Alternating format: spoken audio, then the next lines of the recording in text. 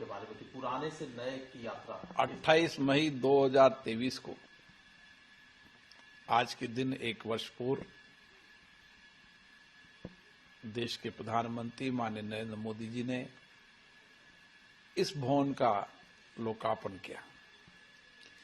इस भवन का शिलान्यास भी माननीय प्रधानमंत्री नरेंद्र मोदी जी ने किया और बहुत कम समय में 2 साल 7 महीनों के अंदर ये भवन बना, जो हमारे देश के आत्मनिर्भर का मॉडल भी है और हमारे 140 करोड़ देश की आकांक्षाओं अपेक्षाओं का प्रतीक भी है।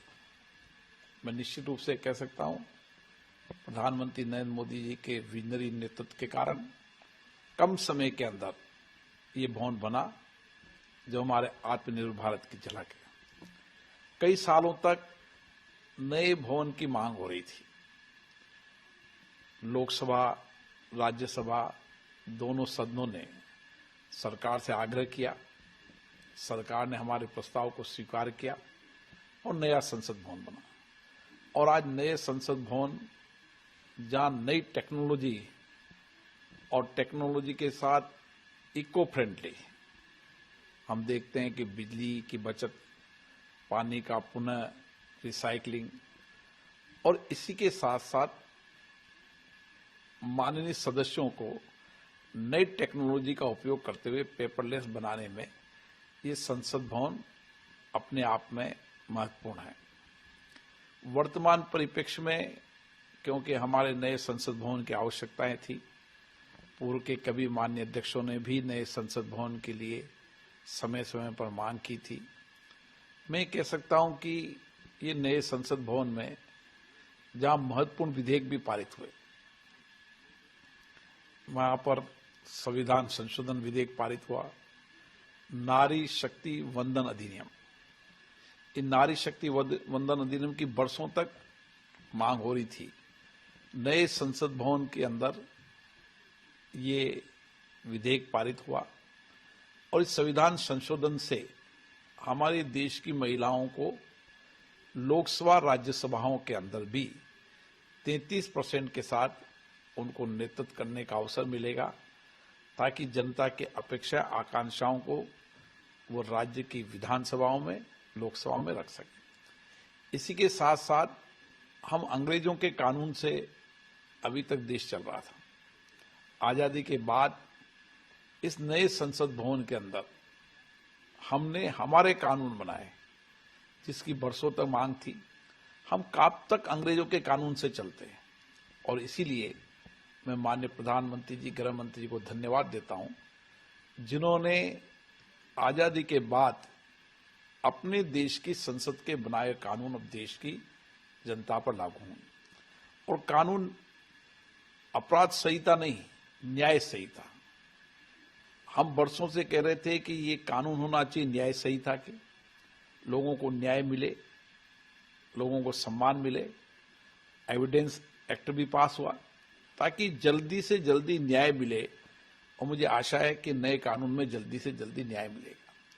इस संसद भवन के अंदर नए संसद में महत्वपूर्ण विषयों पर चर्चा हुई। भारत की अर्थव्यवस्था पर चर्चा हुई, राम मंदिर जिसकी हम बरसों से मांग कर रहे थे, राम मंदिर निर्माण के बाद यहाँ संकल्प पारित हुआ राम मंदिर निर्माण पर, और इसी के साथ साथ 2047 में भारत कैसा होगा उसके लिए भी यहाँ चर्चा हुई।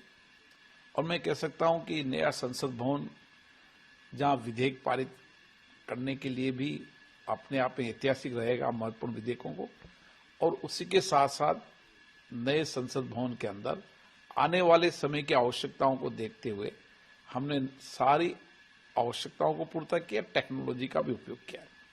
इसी के साथ साथ नए संसद भवन के अंदर अभी तक लाखों लोग नए संसद भवन को देखने आए, और नए संसद भवन के अंदर हमारे न्यायाधीश, हमारे देश के विद्वान, हमारे पद्म भूषण, पद्म विजेता और जो देश के प्रबुद्ध लोग हैं, हर क्षेत्र के प्रबुद्ध लोगों ने भी नए संसद भवन को देखा और उन्होंने संविधान गैलरी को देखा।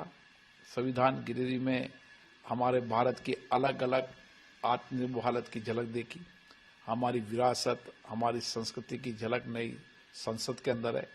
जो भी लोग नए संसद भवन में देखने आए, उन्होंने नए संसद भवन की उत्साहपूर्ण तरीके से ये कहा कि ये संसद भवन की आवश्यकताएं थी और उसके लिए खुशी जाहिर की कि आज भारत के अंदर हमारे आत्मनिर्भर भारत का संसद भवन निश्चित रूप से हमारी विरासत की झलक दिखाता है, हमारी आधुनिकता की झलक दिखाता है और वर्तमान की झलक भी दिखाता है।